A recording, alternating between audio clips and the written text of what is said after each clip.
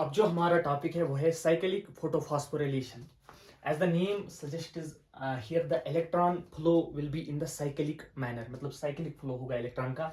जो जो इलेक्ट्रॉन यहाँ से एक्साइट होकर निकलेगा वो वापस से घूम के पीएस फर्स्ट के पास वापस आएगा. ठीक, इसीलिए यहाँ पे साइक्लिक फोटोफॉस्फोरिलेशन इसको कहते हैं. ठीक, तो अगर हम देखेंगे जब, और ये साइक्लिक फोटोफॉस्फोरेशन तभी होती है जब photo system first independently work करता है, मतलब अकेले वर्क करता है.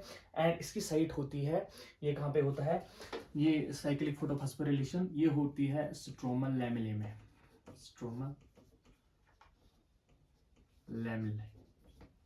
ठीक, तो क्या होता है, लाइट एनर्जी, लाइट वेवलेंथ जब 680 नैनोमीटर से ज़्यादा होती है तब जाके फोटो सिस्टम फर्स्ट एक्साइट होता है. ठीक, तो मतलब यहाँ से एच न्यू आता है.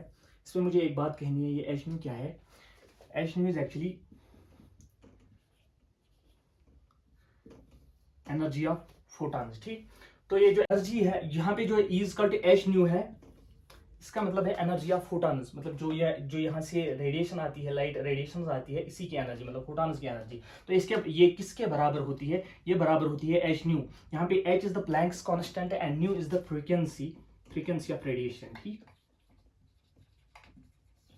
It simply means energy is directly proportional to the frequency. मतलब जिन वाली लाइटों की एनर्जी ज्यादा होगी जिन वाली लाइटों की एनर्जी ज्यादा होगी उन वाली लाइटों की फ्रीक्वेंसी भी ज्यादा होगी. मतलब जिस वाली रेडिएशन की एनर्जी ज्यादा होगी उस वाली रेडिएशन की फ्रीक्वेंसी भी ज्यादा होगी. तो और it can be written as E equal to h c by lambda.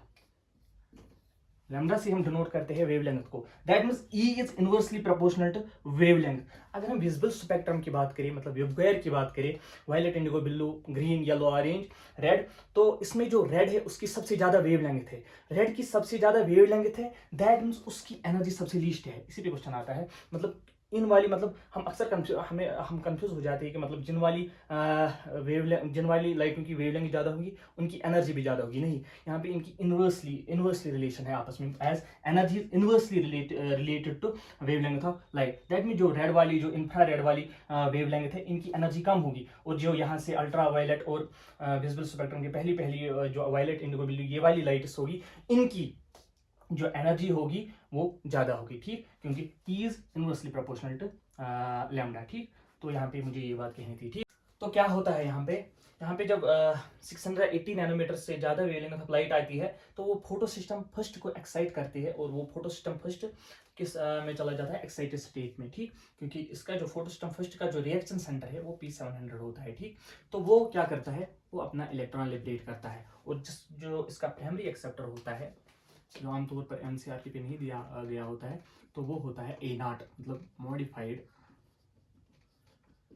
Modified chlorophyll. ठीक, उसके बाद ये इलेक्ट्रॉन चला जाता है A1 के पास. उसको हम बोलते हैं फाइलोक्विनोन,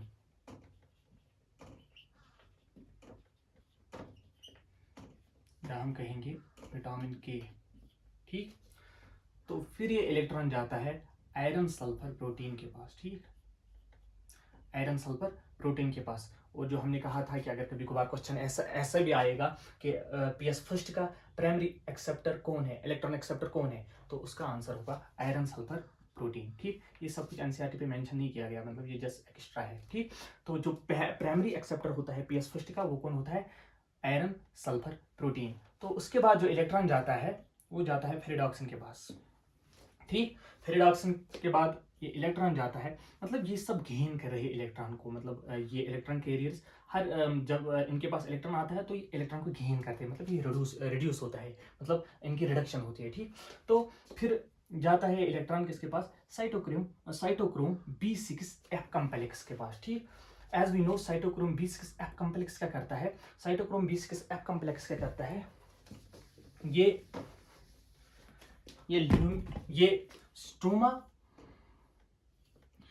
स्ट्रोमा से H पॉजिटिव आयन्स को खींचता है.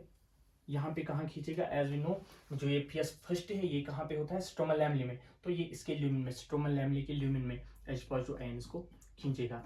एज एनसीईआरटी पे मेंशन भी है, it acts as a proton pump. ये जो साइटोक्रोम B6F कॉम्प्लेक्स है, it acts as a proton pump. तो ये क्या करता है, जैसे हमने वहां पे भी देखा नॉन साइक्लिक फोटोफॉस्फोरेशन में देखा, फोटोलिसिस वाटर में भी देखा, और कीमियास्मेटिक हाइपोथेसिस में अच्छे से हमने देखा कि कैसे ये H पॉजिटिव को ट्रांसलोकेट करता है इनसाइड द ल्यूमेन। यहाँ पे ल्यूमेन ऑफ स्ट्रोमल लैमेले होगा, ठीक। तो फिर ये जो इलेक्ट्रॉन है ये जाएगा प्लास्टोसाइनिन के पास, और फिर यहाँ से जाएगा ये फिर से प्रोटोस्टम फर्स्ट के पास। तो यहाँ पे जो इलेक्ट्रॉन का फ्लो है ये साइक्लिक मैनर में है, मतलब इलेक्ट्रॉन जो यहाँ से एक्साइट होके निकला वो वापस PS फर्स्ट के पास आया, ठीक। तो इसीलिए इसको कहते हैं हम साइक्लिक। फोटो इसलिए क्योंकि लाइट की वजह से यहाँ पे इलेक्ट्रॉन एक्साइट हो रहा है, लाइट की वजह से यहाँ से इलेक्ट्रॉन निकल रहा है, ठीक। Photo excitation, cyclic photo.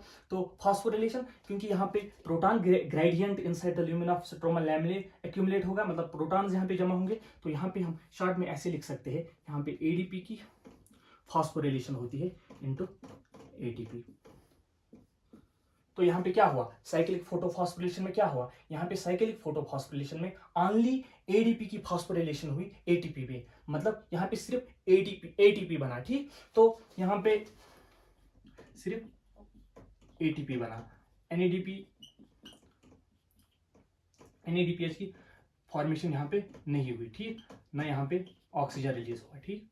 यहाँ पे सिर्फ ATP की फॉर्मेशन हुई। क्यों, क्योंकि जो ये स्ट्रोमल लैमेले होता है इसमें NADP रिडक्टेस जो एंजाइम है वो एब्सेंट होता है, ठीक।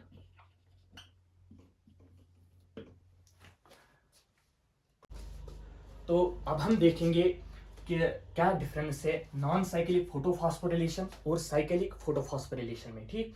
तो जो नॉन साइक्लिक फोटोफॉस्फोरिलेशन है ये कब होती है, जब PS second and PS first इकट्ठे वर्क करते हैं, ठीक। तब नॉन साइक्लिक फोटोफॉस्फोरिलेशन होती है, एंड ये इसी ऑर्डर में होते हैं, पहले PS सेकंड होता है एंड फिर PS फर्स्ट होता है, ठीक। दिस इज जस्ट द जो ये PS सेकंड है एंड PS फर्स्ट, ये इनका नाम क्यों फिर ऐसे है, अगर ये पहले वर्क करता है, ये इट इज जस्ट बिकॉज इसकी डिस्कवरी पहले हुई थी और इसकी बाद में हुई थी, ठीक। अपना सीक्वेंस में पहले PS सेकंड वर्क करता है एंड फिर PS फर्स्ट वर्क करता है, as we have seen in non-cyclic photofosphorylation, ठीक। तो यहाँ पे साइक्लिक फोटोफॉस्फोरिलेशन में ओनली PS फर्स्ट वर्क करता है, ये हमने देखा, अभी हमने देखा, ठीक। तो अगर इसके बाद हम देखेंगे साइट, तो नॉन साइक्लिक फोटोफॉस्फोरिलेशन ये कहाँ होती है, ये होती है थाइलाकॉइड मेम्ब्रेन में, ठीक। और ये कहाँ होती है, ये होती है स्ट्रोमल लैमेले में, ठीक। इसके बाद अगर हम देखेंगे यहाँ पे क्या क्या बना, यहाँ पे प्रोडक्शन ऑफ ATP और वी कैन से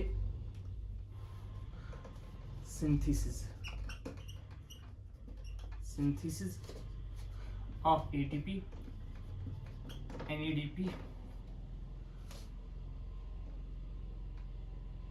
and ऑक्सीजन रिलीज हो रहा था, ठीक।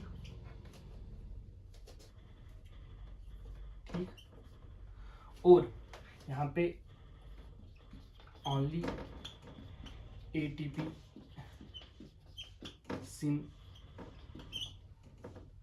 सिंथेसिस ऑकर्स, ठीक। और अगर हम ये भी देखेंगे कि फोटोलिसिस ऑफ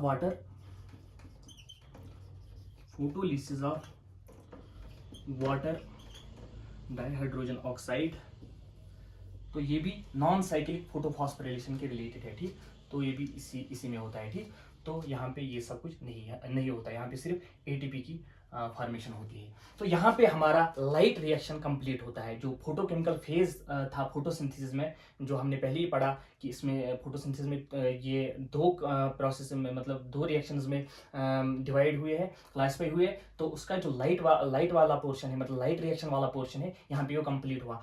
ये फोटोकेमिकल फेज है यानी लाइट रिएक्शन। इसमें क्या हमने पढ़ा, इसमें पढ़ा था हमने कि इसमें synthesis of ATP and NADPH होती है, ठीक। NADPH होती है, जो बाद में जाके डार्क रिएक्शन और we can say biosynthetic phase में यूटिलाइज होके कार्बन डाइऑक्साइड को रिड्यूस करते हैं इनटू ग्लूकोज। ठीक, तो हमने देखा कि कैसे एटीपी और एनएडीपीएच यहाँ पे बना, यहाँ पे सिर्फ साइक्लिक में एटीपी और यहाँ पे एटीपी और एनएडीपीएच बना, जो आगे जाके हमें डार्क रिएक्शन और बायोसिंथेटिक रिएक्शन में कार्बन डाइऑक्साइड को रिड्यूस करने में जरूरत लगेगी। ठीक, तो यही एनर्जी हमें वहां पे जरूरत लगेगी, जिसकी वजह से कार्बन डाइऑक्साइड रिड्यूस होके ग्लूकोज में कन्वर्ट होता है। तो यहाँ पे हमारी लाइट रिएक्शन कंप्लीट होती है। ठीक, तो इतना ही था इसमें।